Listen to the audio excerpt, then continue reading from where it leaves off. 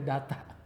Sampai kami punya data rumah si A, NIK-nya sekian, punya BPJS tidak, rumahnya apa, terasnya apa, lantainya apa, dindingnya apa, berapa watt listriknya, airnya PDAM atau sumur, penyakitnya apa. Itu kalau oleh pihak luar 16 miliar buat itu. Kami gratis kan. Itu bagian dari kolaborasi Pentahelix.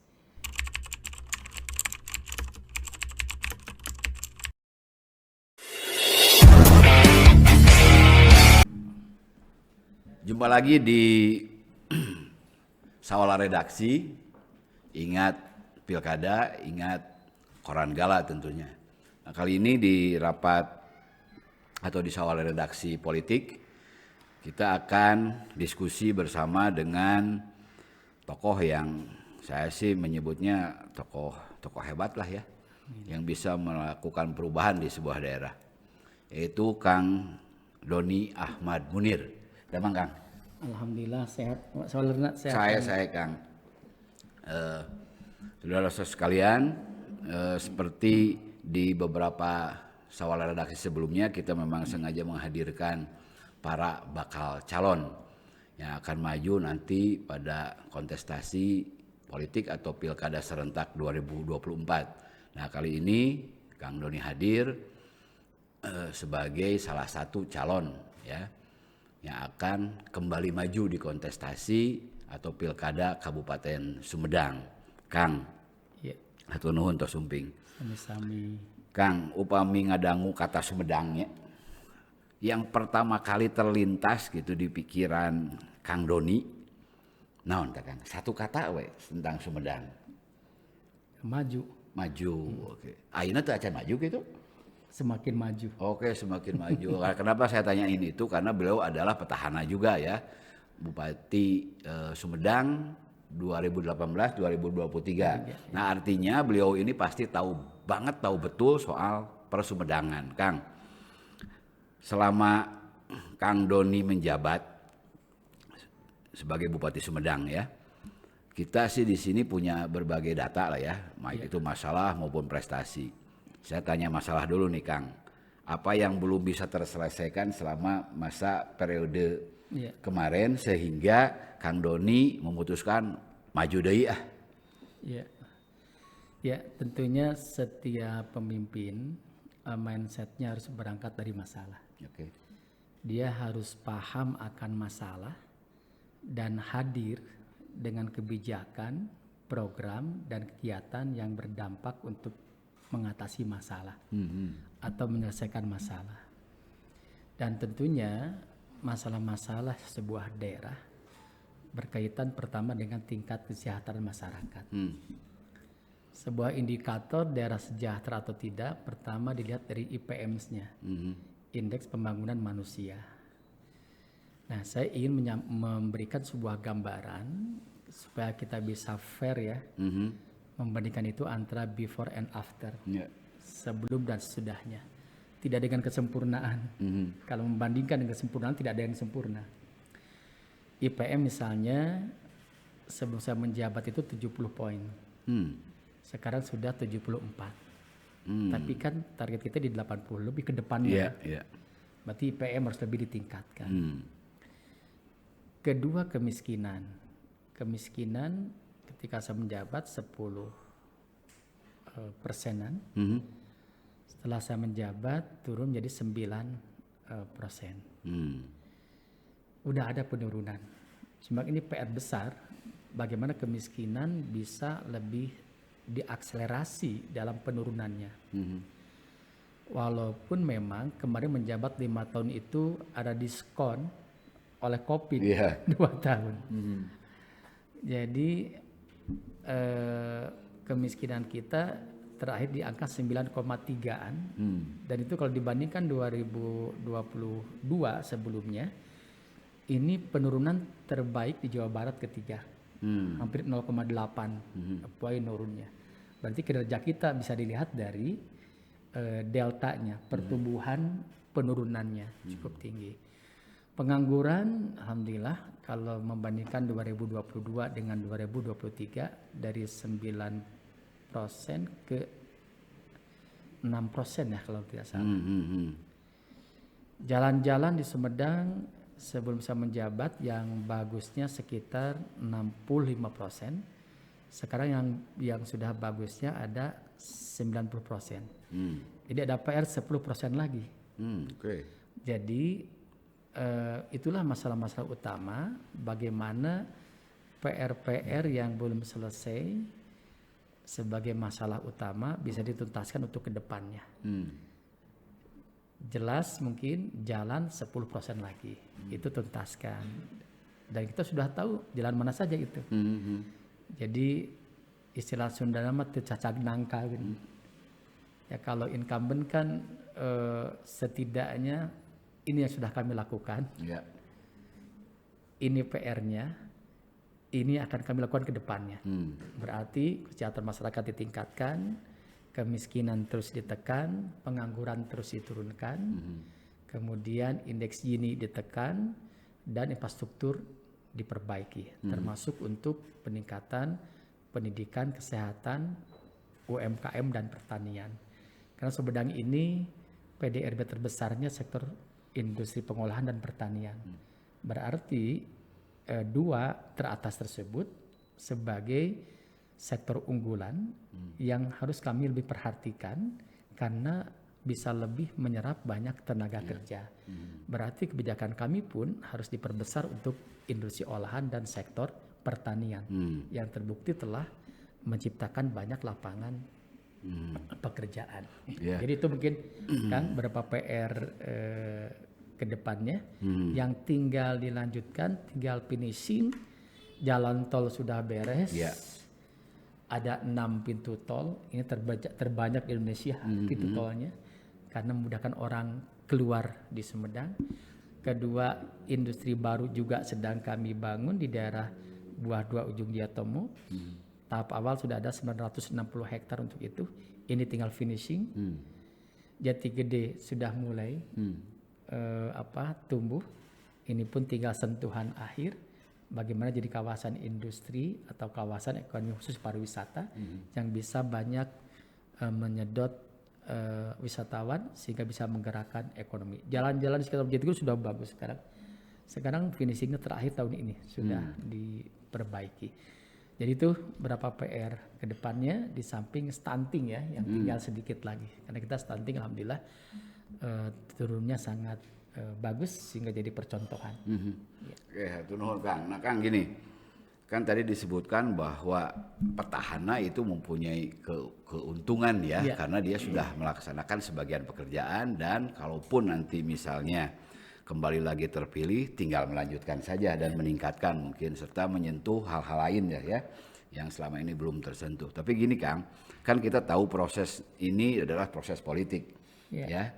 Tentunya akan ada pengaruh nih ya ke depannya mau seperti apa gitu. Nah, yang sudah dibangun ya oleh Kang Doni gitu, proses politik untuk nanti ikut kontestasi lagi di Pilkada Sumedang, akankah mempengaruhi terhadap kebijakan-kebijakan nanti yang akan diambil? Maksudnya yang kekuatan politik yang sedang dibangun sekarang nih. Kan Kang Doni pasti tidak hanya dari P3 kan? Iya. Nah, kan kemarin pasangannya dengan partai yang lain. Sekarang akan sama dengan partai yang sebelumnya atau akan ada partai-partai yang lain? Relatif sama ya sampai hari ini. Jadi 4 partai itu relatif sudah memberikan dukungan untuk kebersamaan melanjutkan Sumedang Simpati Jilid 2. Jadi partainya hampir sama dan artinya dukungan partai pun tidak akan ada perubahan lah ya. Ada perubahan, bahkan kami akan bertambah kelihatannya. Dan kami mungkin sudah punya pengalaman tadi mengelola sebuah pemerintahan dengan melibatkan partai-partai pengusung, tapi dalam koridor sistem yang ada. Semuanya harus betul-betul nggak cukup pada visi yang ada, tapi betul-betul diajak bicara. Bagaimana yang kita janjikan pada masyarakat dulu bisa kita larutkan dalam bentuk kebijakan, program dan kegiatan. Oke, nah kalau seperti itu artinya akankah ada perubahan misi dan visi dan misinya atau masih sama dan sebangun dengan visi dan misi sebelumnya? Keberlanjutan. Oke. Jadi lebih kepada melanjutkan Sumedang Simpati. Karena visi kami itu Sumedang Simpati, Sumedang yang sejahtera, agamis, maju, profesional dan kreatif. Sejahtera masyarakatnya, agamis akhlaknya, maju daerahnya, profesional aparaturnya dalam memberikan pelayanan pada masyarakat, dan kreatif ekonominya dalam menciptakan lapangan pekerjaan. Nah, visi ini kan sebagian besar sudah kita wujudkan sesuai dengan target kerja. Ada yang belum karena kami kopi 2 tahun, tinggal keberlanjutan dan ada akselerasi dalam pencapaian target-target yang ditetapkan. Jadi mikotnya sudah jelas di capaian akhir 2023.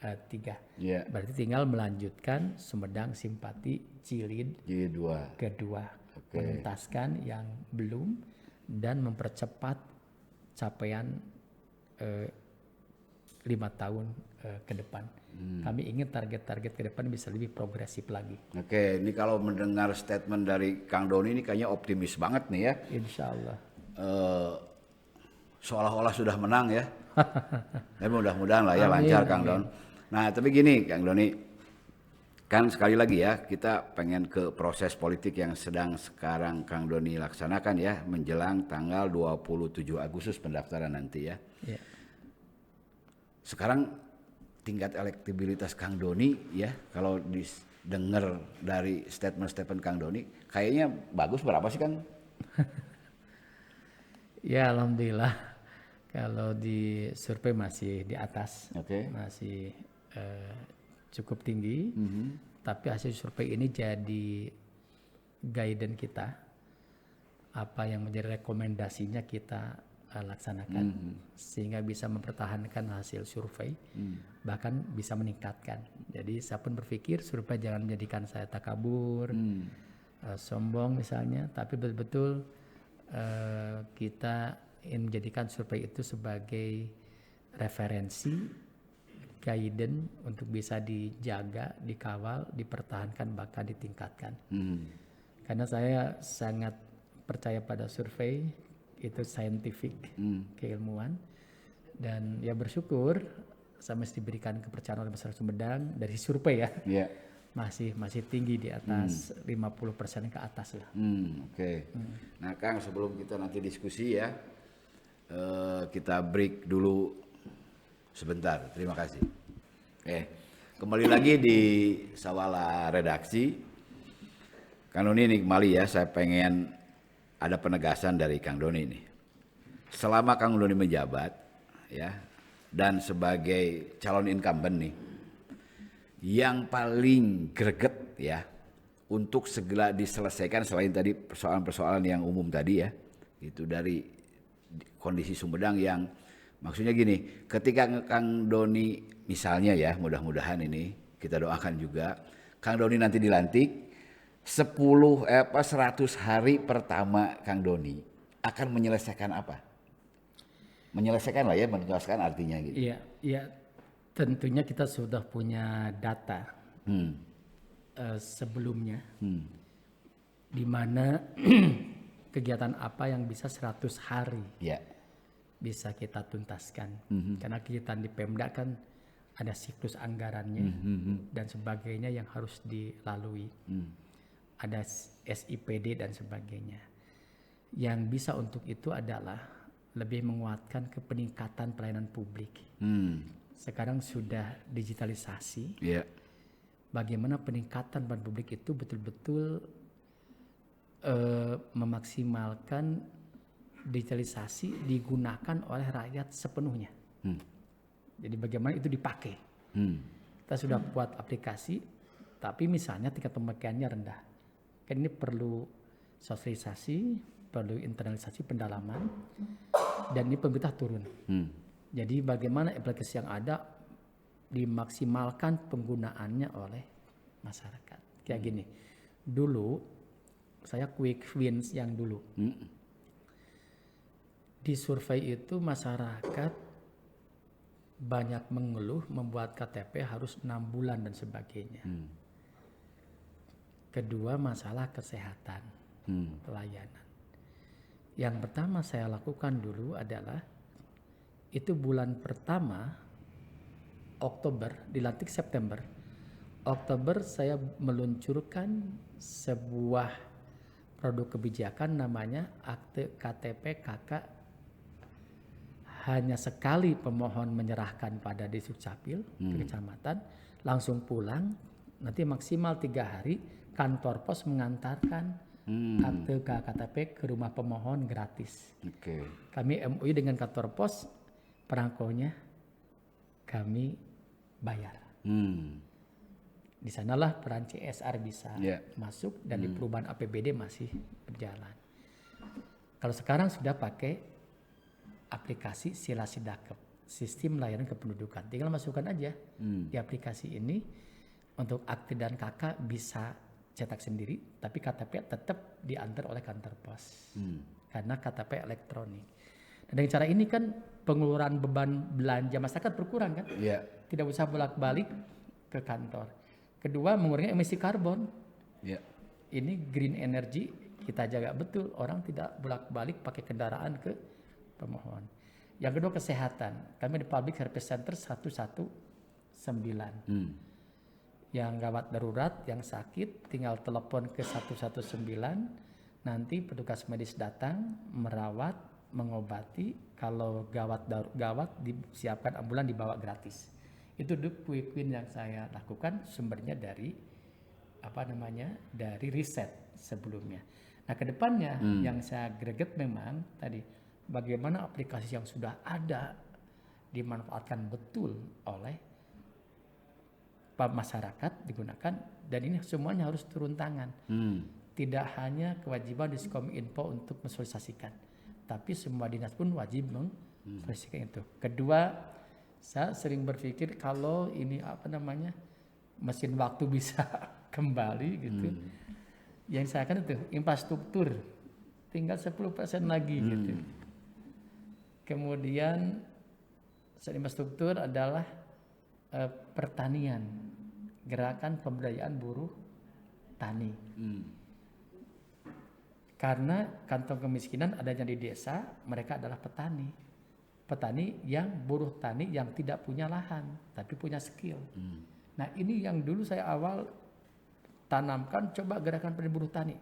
Bagaimana buruh tani ini bisa pinjam lahan ke tanah kas desa, pinjam lahan ke perhutani, kasih modal, dia akhirnya berdaya, meningkat sejahteraannya. Itu yang ingin saya selesaikan, memberdayakan buruh tani yang tidak punya lahan tapi sumber kemiskinan kantongnya ada di sana. Itu akan masuk di program Quick Win nanti ya? Quick Win termasuk penataan kota. Oke. Sebenarnya banyak sekali sih ya persoalan-persoalan yang ingin kita diskusikan, tapi kita bagi sajalah di floor, termasuk mungkin nanti siapa Pak Boni lah ya, tolong disampaikan, ditanyakan persoalan yang jadi concern kita Pak Doni ya, bagaimana kita akan mendorong pertumbuhan wilayah ya terkait dengan aglomerasi ini, karena ya itu satu kebutuhan di masa depan kita dan kita kayaknya tidak bisa menghindar dari hal itu. Nah, kesiapannya nanti seperti apa? Ya kita dibuka nanti di diskusi. Mangga, siapa dulu? Pak Boni dulu, mangga.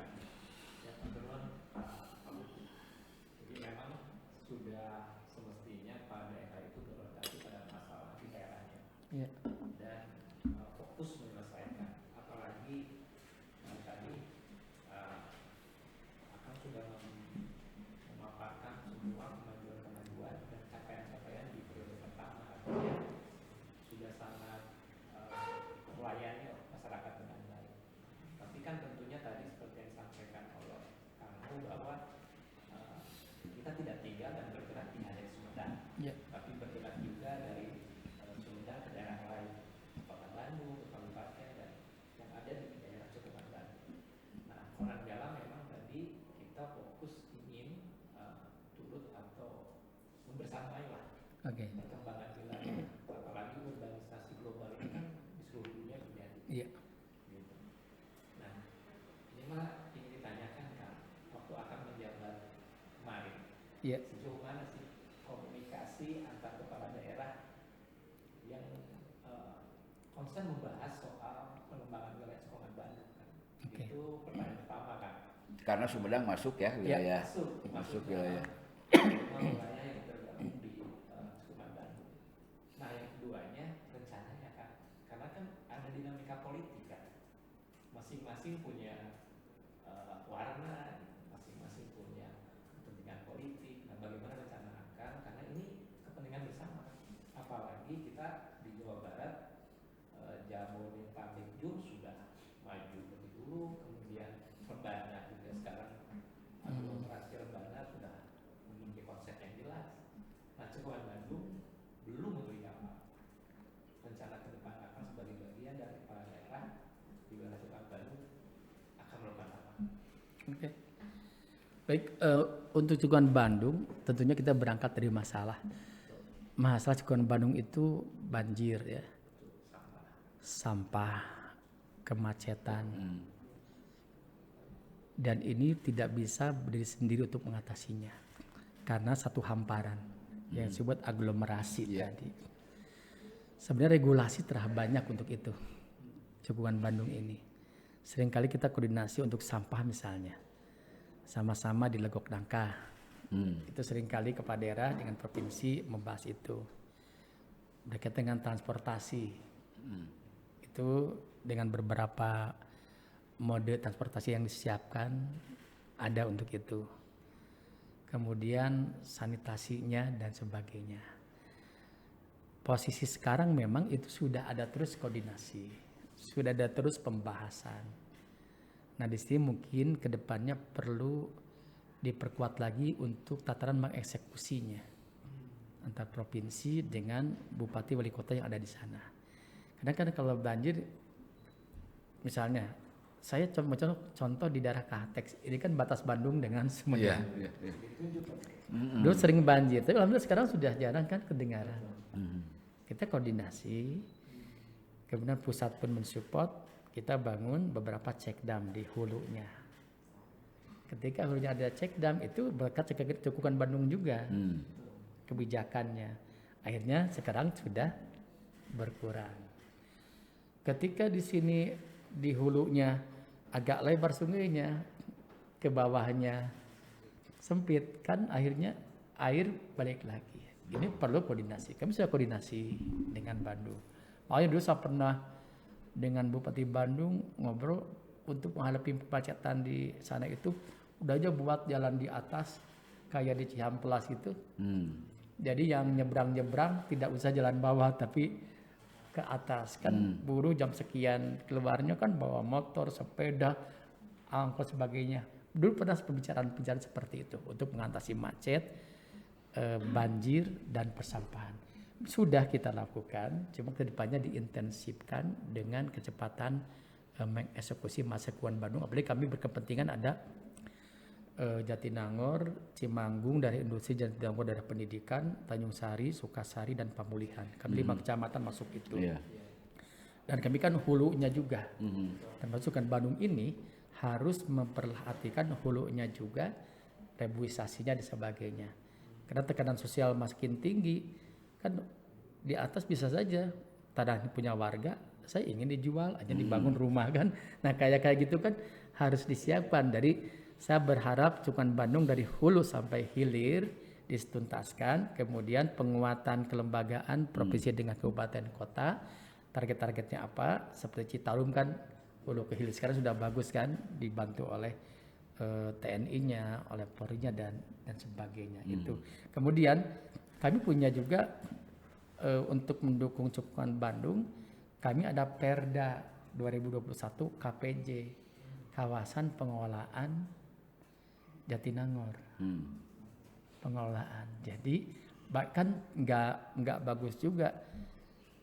Kami punya kecamatan namanya Suryan, hanya kurang dari 20 ribuan penduduknya. Yang ngatur, yang memimpin camat. Jatinangor 100 ribu lebih, kompleksitasnya tinggi, perguruan tinggi, sama camat yang ngatur. Yang ngelola pemerintahannya. Kami buat Perda 2021 kawasan pengelolaan Jatinangor. Tapi meliputi berbagai kawasan pengelolaan perkotaan Jatinangor. Meliputi Jatinangor, Cimanggu dan sebagainya. Dari itu nyambung juga dengan cekungan Bandung. Nyambung untuk memperkuat itu juga. Model transportasinya, pengolahan sampahnya aja misalnya. Bagaimana di hulu-hulu sungai yang masuk ke Citarum, nantinya Citarum, ada TP3R di sana, mengolah sampah sendiri. TP3R, reduce, recycle, reuse di sana dipilah. Ini sudah UMKM-nya dibantu. Jadi kami puja itu sebagai penguatan bahwa Cekungan Bandung ini harus betul-betul dikelola dengan baik. Sudah ada gugus tugasnya. Perdanya sudah ada, perbubnya ada, gugus tugasnya ada. KPJ ini tentunya akan sinkron dengan program Cekungan Bandung. Insya Allah mudah-mudahan dengan adanya ini kalau Sumedang bisa lebih intens lagi, lebih siap lagi untuk mengatasi persoalan di Cekungan Bandung ini. Siapa Buni? Oke ya, jadi gini Pak Kang Doni, dari beberapa kita diskusi ya dengan para calon kepala daerah baru sekarang nih ada jawaban ya. Ya artinya pemirsa bisa menilai sendiri lah ya. Jawabannya real gitu kan, dan rencananya juga masuk akal lah gitu kan, dan sudah siap ya. Mudah-mudahan kepala-kepala daerah nanti yang terpilih juga punya konsepsi yang sama, punya pemikiran yang sama, punya roadmap yang sama-sama mengarah ke bagaimana persoalan di Cekungan Bandung ini adalah persoalan bersama yang memang membutuhkan kolaborasi lah. Ya, poinnya seperti itu. Mangga, Lusanes, Pak Anton. Ini nyambung dengan soal Jatinangor ini. Dulu ketika Unpad memutuskan pindah ke Jatinangor, itu kan ada berbagai studi, termasuk juga mereka melakukan studi banding ke Tsukuba, Jepang.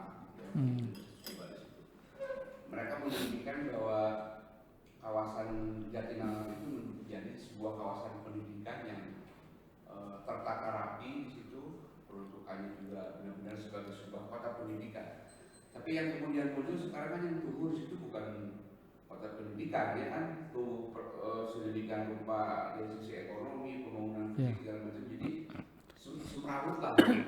Nah apakah Pemkab Sumedang juga ada komunikasi gitu ya dengan pihak Unpad, misalnya ngelompokan deui lah sebetulnya konsep awalnya itu seperti ini gitu, pernah nggak seperti itu? Karena sekarang sudah banyak mulai dikeluhkan kan, baik oleh warga yang merasa termarginalkan di situ, warga setempat, ataupun oleh mahasiswa yang mereka merasakan bahwa tidak sedang berada di sebuah kawasan pendidikan di Jatinangor. Iya.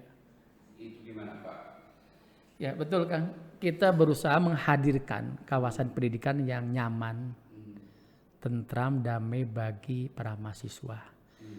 Dan kawasan pendidikan tidak bisa berdiri sendiri, di sana pasti membutuhkan sarana lainnya. Ada sarana untuk huniannya pasti meningkat, apartemen, hotel, kos-kosan, sarana ekonominya, rumah makan, kafe dan sebagainya. Kemudian sarana-sarana penunjang untuk pendidikan. Nah, bagaimana merapihkan itu? Apalagi sekarang kriminalitas pun meningkat juga dengan banyaknya orang. Kemudian di sana pun jadi miniaturnya Indonesia. Berbagai daerah adil, apalagi PDN kan seluruh Indonesia. Nah, apa yang telah kami lakukan untuk itu? Tentunya komunikasi, koordinasi seringkali kami lakukan dengan berbagai perguruan tinggi. Perasaan saya intensif sekali.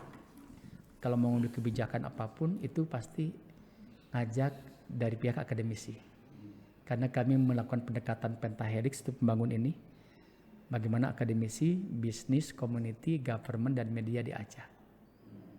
Kami ajak mereka untuk berbuka, bagaimana menghadirkan tadi. Alhamdulillah sekarang sudah mulai ditata dengan baik, akses jalannya, apalagi sudah ada jalan tol yang langsung masuk ke sana. Kemudian cek dam di ITB, di Unpad sudah bagus, di tempat tempat hutan kotanya, sebagainya, tempat untuk bersantai. Jadi saya terus terang aja ini PR bersama menghadirkan tempat pendidikan yang nyaman seperti rencana awal yang menjadi benchmark kita. Di sana sarana transportasinya pun harus nyaman di sana. Contoh kecil aja, paku ranteng kabel tas hari kita bikin. Dan trotoar ayeuna tos teu aya. Masuk ke sana langsung kabel paku Jarawat. ranteng. Itu padahal masuk PKN berupa pusat kawasan nasional. Saya ingin itu saya dulu terakhir dengan Pak Gubernur kita belum ada sesuatu yang kita berikan sebagai legacy untuk Jatinangor ini. Gitu.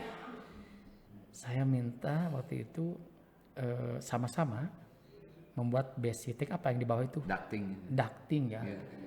Jadi semua kabel telekomunikasi, PDAM, listrik ke bawah sana di air itu. Tidak tiap hari gali lubang tutup lubang, tapi tinggal masuk ke sana itu. Jadi di atas bagus. Kedua, trotoarnya diperlebar, dirapikan. Ya seperti Asia Afrika lah. Ada kursi-kursi nyaman, pendidikan itu. Terus ada tempat untuk landmarknya mereka mahasiswa itu. Sekarang kan sudah ada taman baru ya, ada Jansparknya di sana. Ada taman-taman apa yang bisa menjadi tempat untuk mahasiswa. Transportasinya misalnya diperbaiki lagi ke dalamnya. Memang ini tadi tidak bisa berdiri sendiri. Kalau saya sih ke depannya dengan lokasi yang masih besar di sana masih ada, tapi sekarang sudah ditata dengan baik. Contoh sekarang misalnya Unpad sudah buat rumah sakitnya, sekarang gerbangnya pun di depan lagi dipercantik lagi. Kemudian ada namanya apa sebagai pusat inkubasi untuk masyarakat di sana ada juga, dan Sumedang jadi laboratoriumnya untuk para mahasiswa, yaitu tempat hilirisasi hasil riset. Jadi riset harus dipraktekkan. Jadi itu PR kami ke depannya, bagaimana benchmark yang diharapkan di kawasan pendidikan setahap bisa dipenuhi. Terutama sarana prasarana ke sana. Mangga boleh Kak, boleh Badan Aros.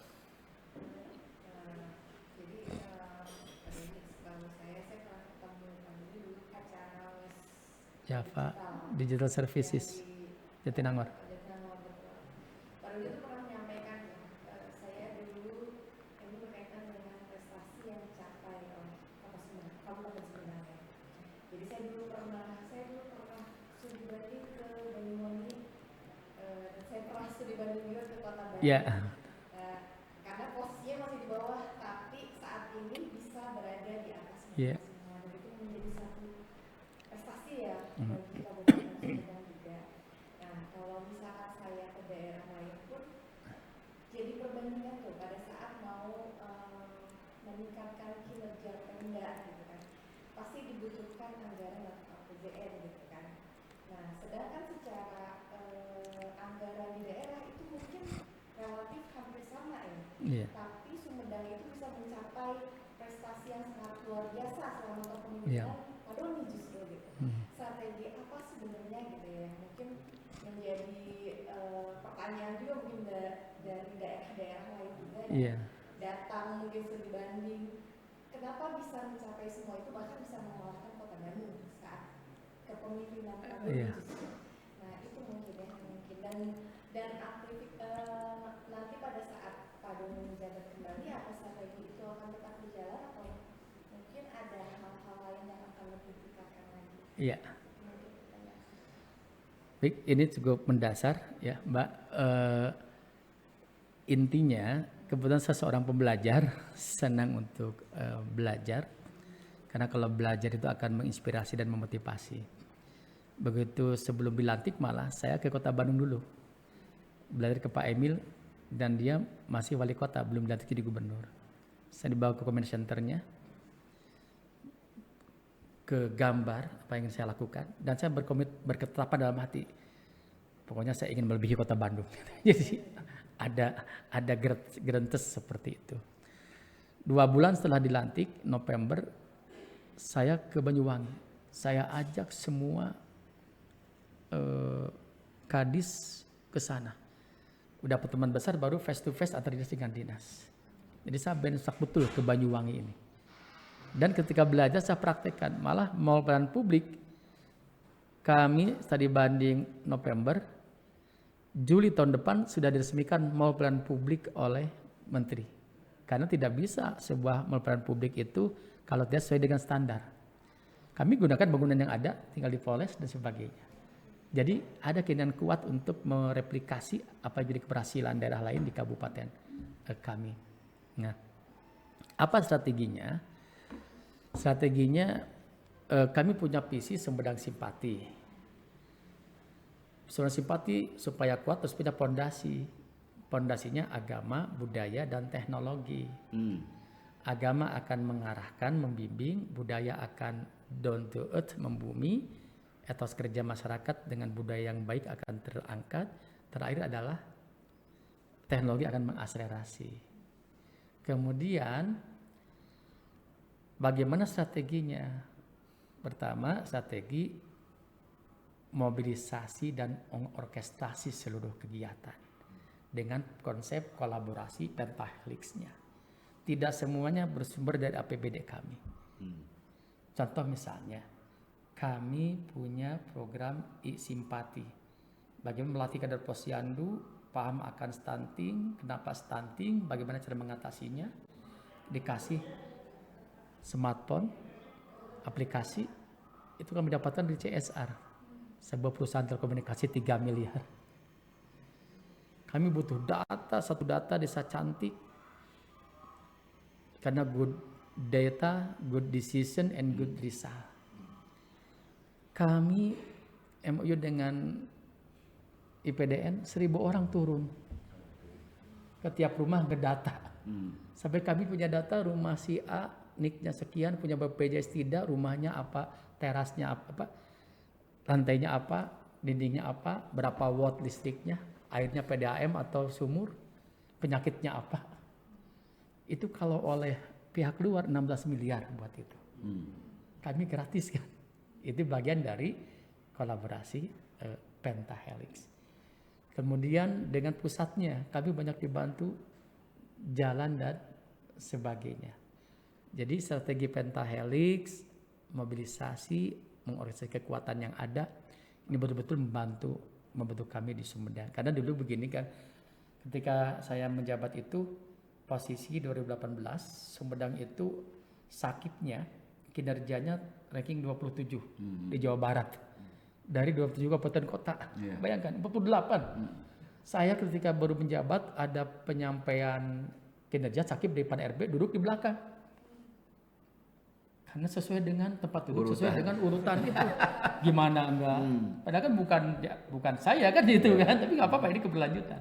Di sana saya mulai, udah saya kumpulin Pak Sekda, dinasnya, pokoknya harus cepat naik kita. Bahkan sakitnya tidak hanya kabupaten sampai desa. Desa kinerjanya harus jelas, indikator kinerja jangan terlalu banyak karena desa akan pusing. IKU desa hanya menurunkan kemiskinan, stunting, dan kepuasan publik. Dan sebesar jangan sampai kemana-mana arahnya. Itu kami buat sakit desa sampai sana.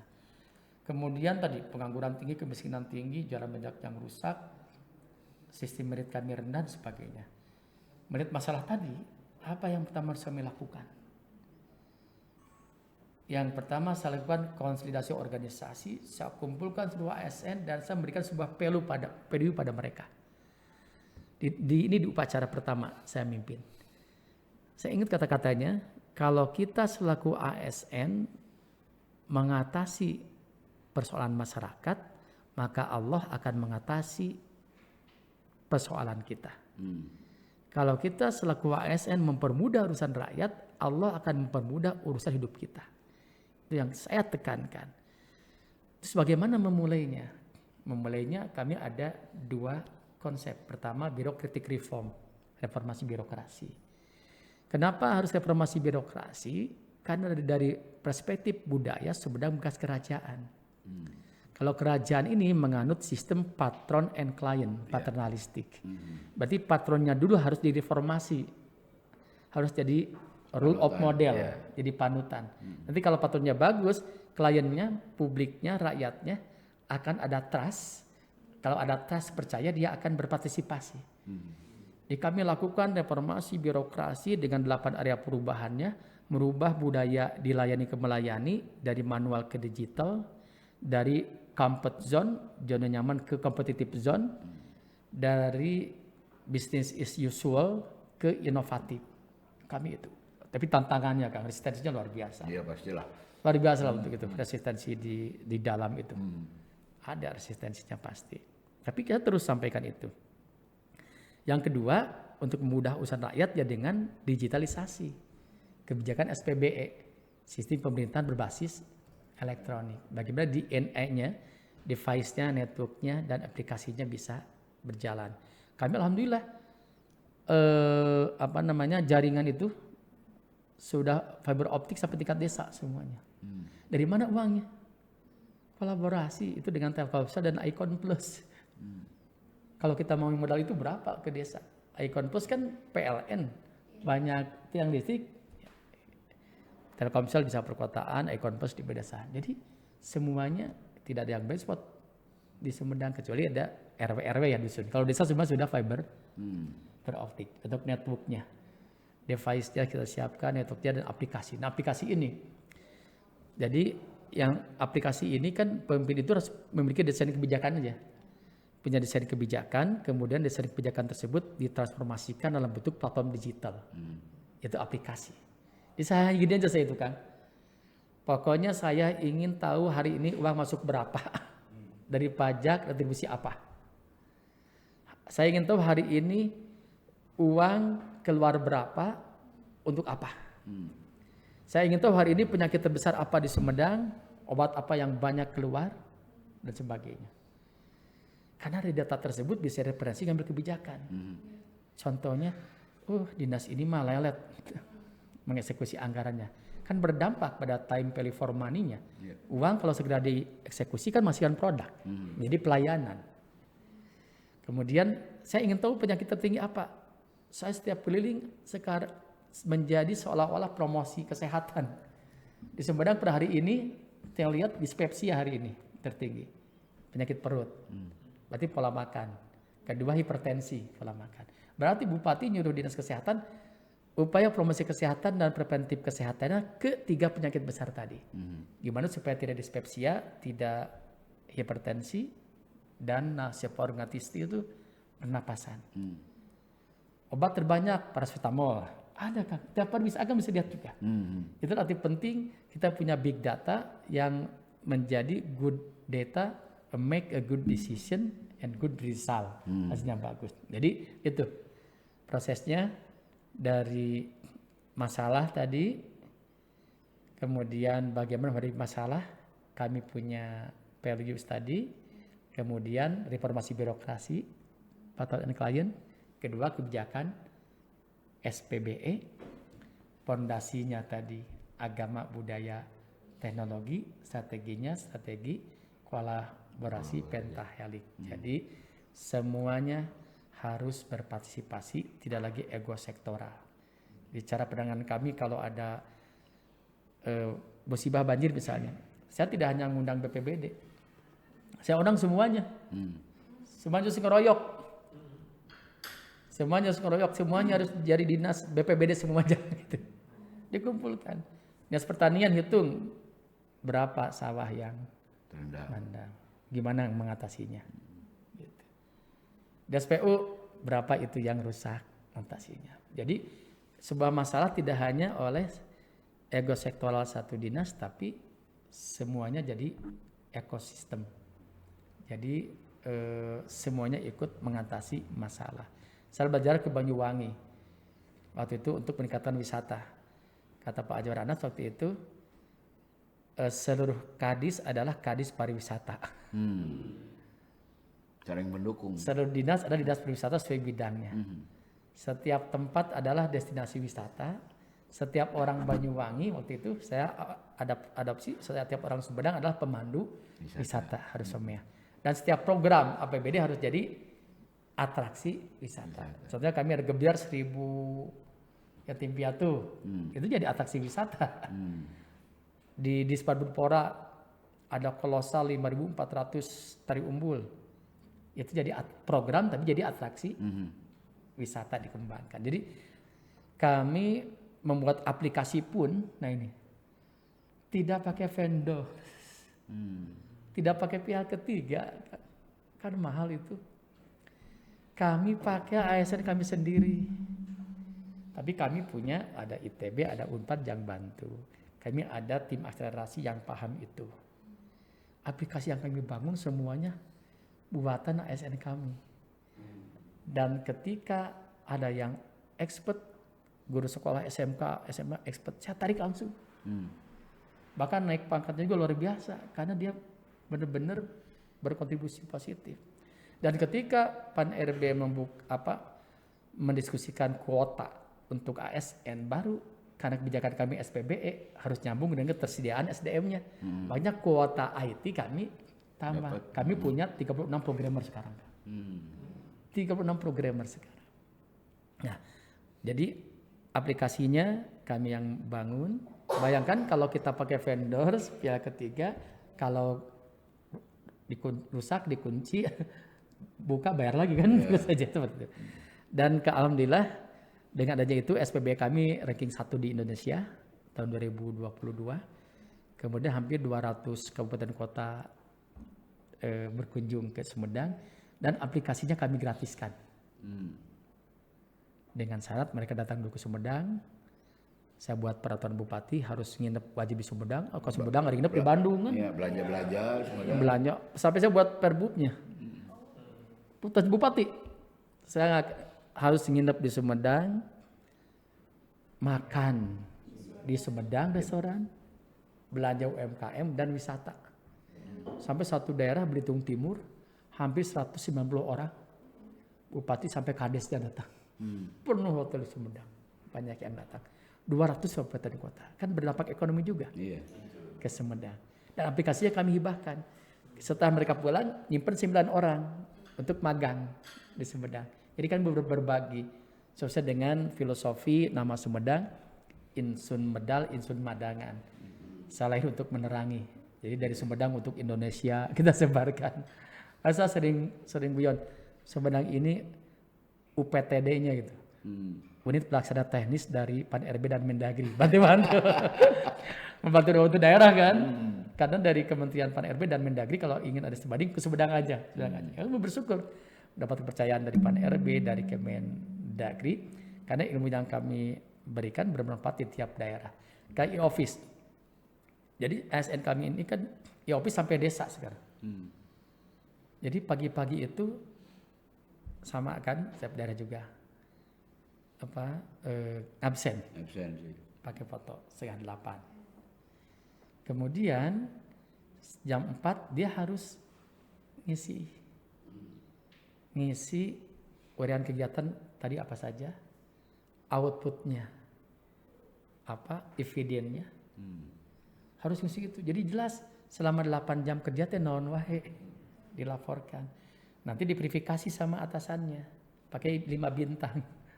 Kalau 5 bintangnya berarti bagus, 3 bintangnya biasa-biasa, nanti masuk ke manajemen talenta, masuk ke tunjangan. Jadi udah semuanya pakai ini. KPI-nya jelas. Jadi kami sudah elektronik.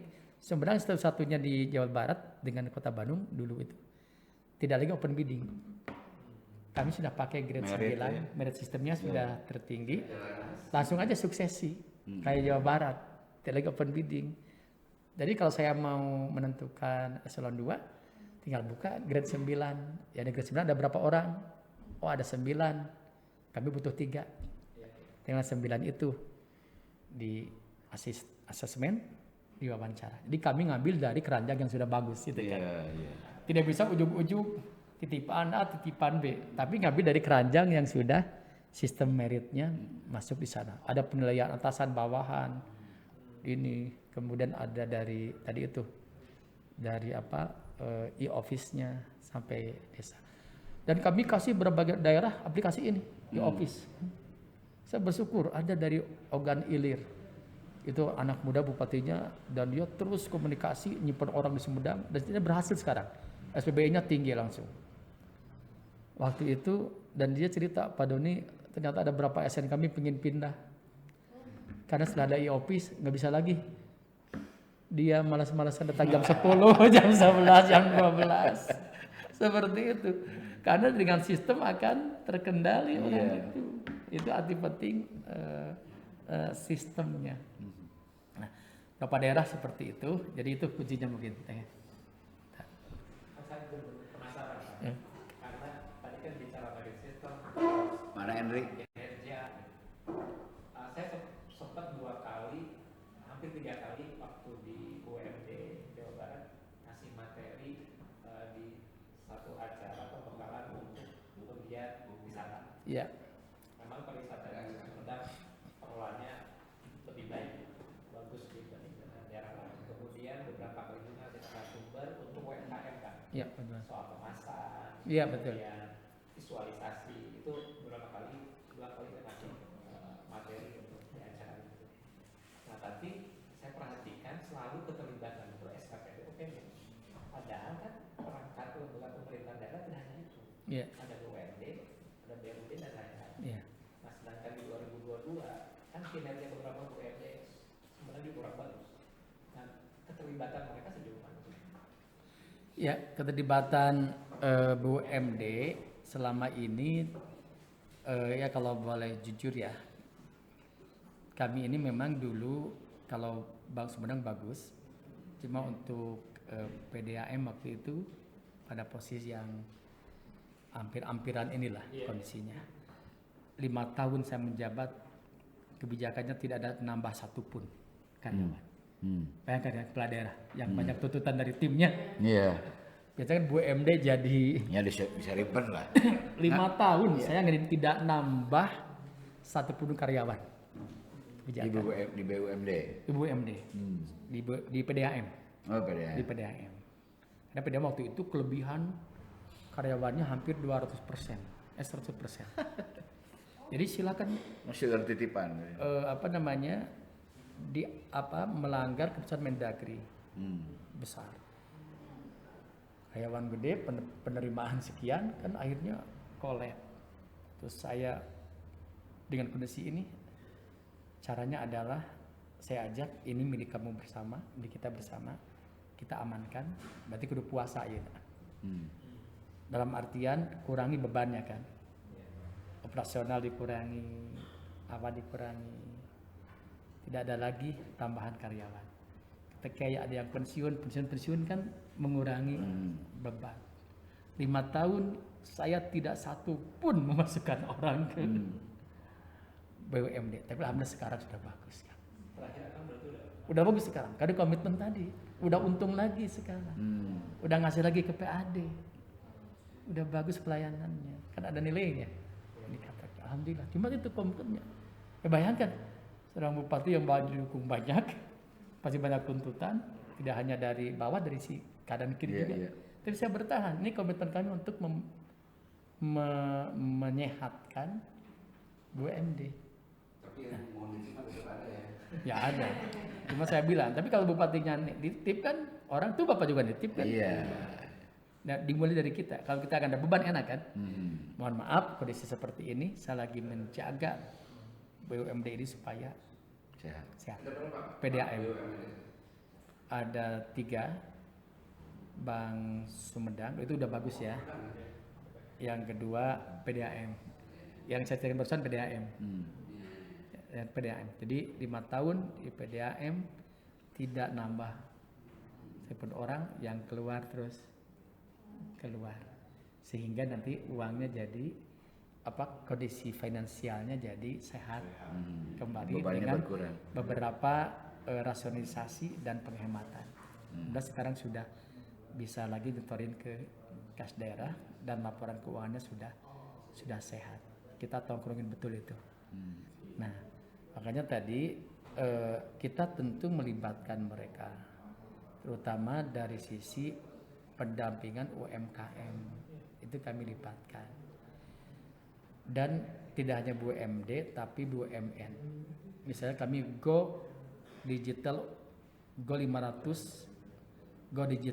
UMKM. Dengan padi ini pasar digital dengan BUMN kerjasama untuk packagingnya untuk apa? Kita buka langsung. Banyak sekali perusahaan, karena yang bersyukurnya saya buat dulu, bersyukurnya itu pernah di DPR kan. dia punya jaringan-jaringan. Iya, Akhirnya jaringan itu saya bawa ke Sumedang. Iya. Jaringan Go Digital datang merubah mindset ASN kami, dan kami ada reform corner tiap bulan ada merubah mindset. Januari itu pertama kali reform corner saya undang Proprenal Kasali untuk merubah mindset. Itu Januari 2019. Rektor IPB, Rektor Unpad, Helmi Yahya, ada lagi Sapudin Temenggung, terus ya pokoknya reform corner tiap sebulan sekali karena akan merubah mindset. Pernah Pak Kajati langsung, pernah dari Polda dikirim sesuatu itu untuk merubah mindset ASN. Nah, jadi untuk UMKM kan pendampingan kami tidak hanya BUMD, BUMN pun terlibat, terutama untuk peningkatan kapasitas UMKM. Untuk modalnya kami adakan bursa modal murah, saya hadirkan semuanya. Bursa modal murah, LKM hadir, Bank Sumedang hadir, perbankan hadir, UMKM hadir. Jadi dia dapat bursa modal murah. Kemudian untuk akses modal, untuk akses pasarnya kita kerjasama. Maaf saya nyebut merek, ada Shopee, ada apa, cara moto yang bagus, cara memasarkan yang bagus, cara mengemas yang bagus sampai seperti itu untuk aspek pasarnya. Untuk penguatan kelembagaannya ada semacam pembekalan UMKM. Penting Kang, untuk kukwinnya saya lupa nih, jadi ingat sekarang. Yang sebenarnya bisa mempercepat pengurangan pengangguran itu job fair. Menghadirkan berbagai perusahaan dengan para pencari kerja, itu konkret tuh job fair. Saya ini kedepannya job fair akan terus dilaksanakan karena itu langsung link and match antara pemohon dengan langsung ketemu. Tidak hanya dari Sumedang kan, perusahaan dari mana dia butuh apa. Nah untuk job fair ini kami siapkan BLK-nya. BLK ini melatih misalnya, di Bekasi butuh pengemudi forklift, kami siapkan pelatihannya. Gitu. Sampai ke luar negeri kita untuk pekerjaan migrannya. Saya begini kan, dulu ada jalan tol misalnya. Jalan tol butuh 200-300 tenaga kerja. Apa saja kompetensinya? Saya ingin dari Sumedang, tapi Pak harus punya keahlian. Oke, ahli apa? BLK kami langsung.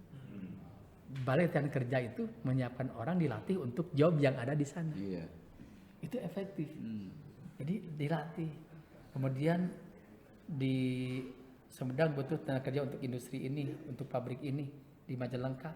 Kami latih sesuai dengan permintaan itunya. Bagi perusahaan kan enak juga dapat SDM tidak harus melatih, kan gitu. Tinggal pakai kami melatih tapi bisa menciptakan lapangan, menyerap tenaga kerja. Nah itu kan yang bagi saya kebahagiaan terbesar adalah ketika kerja kita berhasil dirasakan oleh masyarakat. Aduh, gimana mereka yang kembali ke Jepang, Pak makasih saya bisa seperti ini, bisa ini. Jembatan beres, sujud syukur di jembatan gitu. Itu yang paling saya rasakan ketika jalan-jalan beres, buat ram di jalan. Sampai kalau lihat di media saya itu, karena jalannya lecir, hidung gitu, sampai dilaan sendal jeung sepatu teh kadinya teh. Ini ada betul itu, bukan di batu. Dilaan gitu. Sieun ngotoran naon? Aspal. Saya berbahagia itu gitu ketika apa yang kami lakukan diapresiasi dan dirasakan oleh warga. Ada jalan dulu, mungkin sepanjang ada dunia mobil nggak masuk gitu ke desa tersebut. Sampai saya punya kenangan almarhum Pak Haji Endang, kan meninggalnya di Karedok, desa Karedok. Itu nggak bisa mobil masuk. Waktu dia pingsan, beliau pingsan, saya bawa pakai motor Tosa, di belakang pakai bak itu, pakai infusan, bawa ke jembatan. Di jembatan sudah ada di sana, di seberang jembatan ada mobil ambulan. Bawa dulu, Pak, tempat pemacu jantung, lompat, nggak ada di sana, bayangkan, nggak ada ambulan, nggak bisa masuk. Tapi zaman saya, alhamdulillah kemarin jalan itu tuntas. Namanya Pajagan Karedok. Saya ke sana kemarin, alhamdulillah. Iya, tiga nama. Namanya Jalan Pajagan Karedok. Itu tuntas kemarin terakhir zaman Abdi karena saya punya pengalaman gitu. Karaoke Greget itu. greget kayak gitu. Iya. Karena kita melihat kan dari istilah believing seeing is believing. Iya. Nah, melihat kita percaya. Jadi kenapa harus mengenal daerah itu di sana? Sehingga menjadi inspirasi untuk mengambil kebijakan. Iya. Gitu kan. Iya. Sando mau? Sudah waktu satu. Iya. Saya lebih lengkap. Saya mewakili anak muda. Masih muda ya? Masih muda. Jadi tadi berat-berat masalahnya. Iya. Nggak, sebenarnya di pimpinan aja lah ya. Tentunya kan memang ya di Indonesia mungkin termasuk Sumedang juga didominasi oleh Gen Z dan Iya. millennials, di mana sosial media mungkin jadi salah satu media atau bahkan media yang paling powerful gitu loh. Dan bagaimana Pak Doni melihat sosial media sebagai bagian dari proses pelayanan publik tadi gitu loh. Karena kan proses digitalisasinya sudah dijalankan, aplikasinya sudah dibuat, tapi sosialisasinya seperti apa? Iya. Bagaimana melihat itu? Karena tambahan ya tidak hanya sosial media kan tidak hanya untuk kebutuhan sosialisasi, tapi bagaimana aspirasi, kritik, persepsi, ungkapan masyarakat dan sebagainya juga mungkin banyak disampaikan di Indonesia. Bagaimana melihat itu? Betul. Dari data memang Gen Z dan milenial kami hampir 40%-an, setengahnya. Dan kita tentu terus belajar memahami apa keinginan Gen Z dan milenial. Mereka serba ingin tahu, serba ingin cepat. Berarti kita siapkan apa yang jadi harapan mereka. Itu dengan transformasi digital tadi. Kita siapkan berbagai aplikasi untuk pelayanan bagi mereka. Tapi masalahnya kan literasi digitalnya. Nah, untuk meningkatkan literasi digital, kami punya program khusus. Pertama, setiap dinas ada dinas Kominfo. Semuanya kalau ada konten tentang sosialisasi apa yang penting, semuanya setiap dinas posting itu. Kemudian kami datang sampai ke sekolah-sekolah untuk menyampaikan informasi ini aplikasi yang kami buat. Sampai tutorialnya. Datang ke setiap sekolah. Bahkan saya pun datang upacara itu. Kalau saya datang itu, yang sering saya tanyakan, kuis, siapa di sekolah ini yang sudah save nomor WA Kepo? Yang sudah save WA Kepo. Untuk melihat sejauh mana pemahaman, pengetahuan digital mereka. Aja kan dengan itu semua jadi nge-save kan? Jadi tambah mungkin gimmicknya, siapa yang sudah follow Doni Ahmad Munir, gitu. Kasih hadiah kan. Hadiahnya tidinya begitu. Sehingga mereka follow kan. Hadiahnya fallback. Nah, jadi kami sosialisasi sampai tingkat ke sekolah-sekolah lewat Ibu PKK juga, ada Posyandu. Saya bersyukur sampai ke tingkat Desa Nanjung Surian, jauh di sana. Pas saya datang berkumpul, Bu, siapa yang ada Posyandu di sini? Kayak Pak, mana handphonenya? Coba berapa santingnya di sini? Buka langsung dikasih. Ibu-ibu itu ada Posyandu. Berapa santingnya sekian? Kenapa santingnya? Ini Pak katanya pola makannya. Yang cara apa nanti? Dikasih telur 2. Bayangkan, dia paham tentang aplikasi Simpati. Itu bersyukur banget ya. Baru kita kasih apresiasi, hadiah sebagainya. Kemudian untuk anak muda pun kami punya Sumedang Creative Center. Di sana itu ada rutin Creative School Project. Jadi tiap sekolah itu rutin ada seperti itu. Jadi gedung Sumedang Kreatif kami itu terus aktif karena pengelolaannya luar biasa bagus. Ada Creative School Project yang melibatkan terus para pelajar untuk belajar tentang ekonomi kreatif, termasuk Kemen Hari Bayangkara misalnya. Pertandingan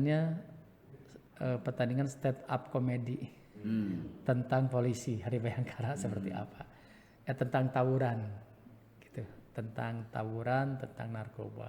Anak-anak muda datang, jadi tempat berkumpulnya mereka. Dan saya sampai belajar kan, apa yang disenangi oleh Gen Z dan milenial. Kalau warna apa Gen Z senangnya, sampai belajar warna hitam. Berarti kalau saya ke Gen Z terus pakai warna hitam. Ya. Kemudian apa sih materinya kalau Gen Z? Ngomong apa? Kalau ngomong tentang pendidikan, tentang lapangan pekerjaan. Jangan ngomong anaknya berapa kan nggak nyambung. Kalau ke Gen Z. Sampai saya belajar apa yang disenangi oleh Gen Z itu dan milenial. Ternyata dari bicaranya orang. Dari bicaranya. Dua dari wajah. Berarti kita harus glowing terus nih, harus skincare. itu sampai belajar gitu kan. Jadi supaya kita nyambung dan kita tahu apa keinginan mereka. Saya sambil belajar kan supaya saya langsung tune in dengan mereka ke anak saya. Apa yang sedang ramai sekarang? Harus relate sekarang. Harus relate betul kan? Nanya, oh Kang, oh ya gini.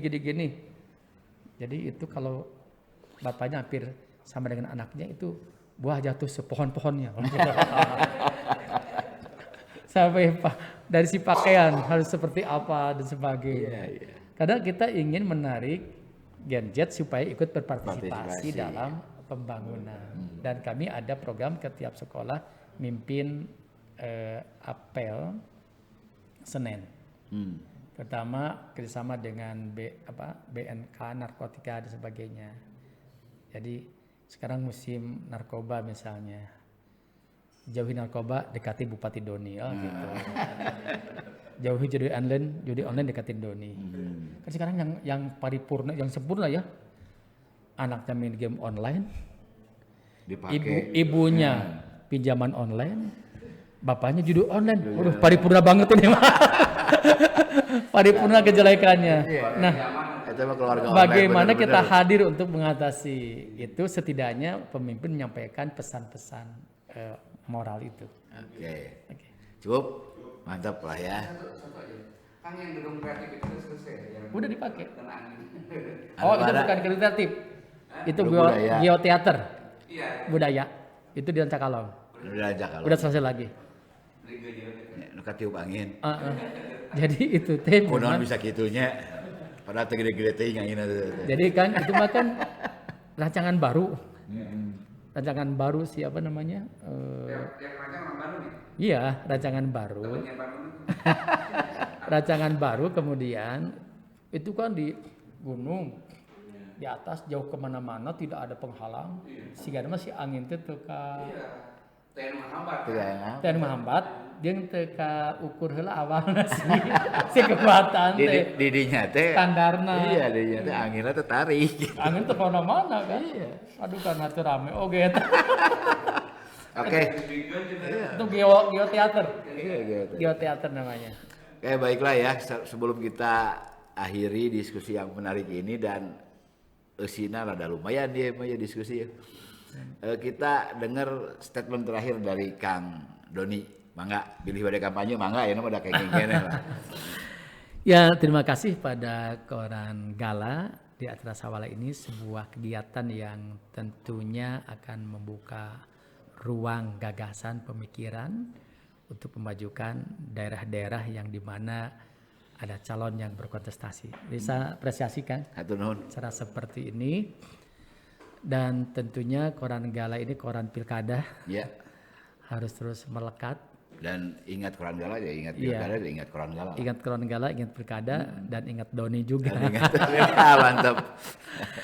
Pertama saya ingin mengajak pada masyarakat, jadikan pilkada sekarang ini dengan riang gembira. Kemudian pilih sesuai dengan hati nurani, lihat track recordnya, visi misi dan programnya. Jadilah pemilih yang bisa melihat itu, atau kata lain pemilih yang cerdas tentunya. Kemudian perbedaan dukungan dan pilihan itu hal yang lumrah, biasa dalam demokrasi. Saya berharap perbedaan pilihan dan dukungan tidak menjadikan sebuah kebencian dan permusuhan. Lebih dari itu adalah jaga silaturahim, jaga persahabatan kita. Dan saya mengajak, mari kita sukseskan Pilkada 2024. Mudah-mudahan aman, damai, dan bisa menghasilkan pemimpin tentunya yang bisa membawa daerahnya ke arah yang lebih baik lagi. Karena di tangan pemimpin memiliki kekuasaan yang akan mengarahkan masyarakatnya, anak cucu di dalamnya, apakah diarahkan pada kebaikan atau dibiarkan dalam keburukan. Ada di tangan pemimpin.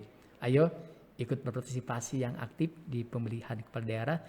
Dan kalau boleh untuk Sumedang mah nggak apa-apa, milih Doni juga. Lamun orang Bogor, orang Bandung tekengi. Orang Sumedang mah enggak. Ya, ya tentunya ini ya, pasti setiap orang ada kelemahannya, ada kekurangannya. Tapi setiap calon saya yakin dia punya niat baik untuk membangun daerahnya masing-masing. Tidak ada calon yang tidak punya niat baik, tidak ada calon yang jelek, semuanya memiliki komitmen yang kuat. Ya apalagi Doni, mudah-mudahan. Apa nuhun Kang? Ya, demikian diskusi kita. Hatur nuhun. Assalamualaikum warahmatullahi wabarakatuh.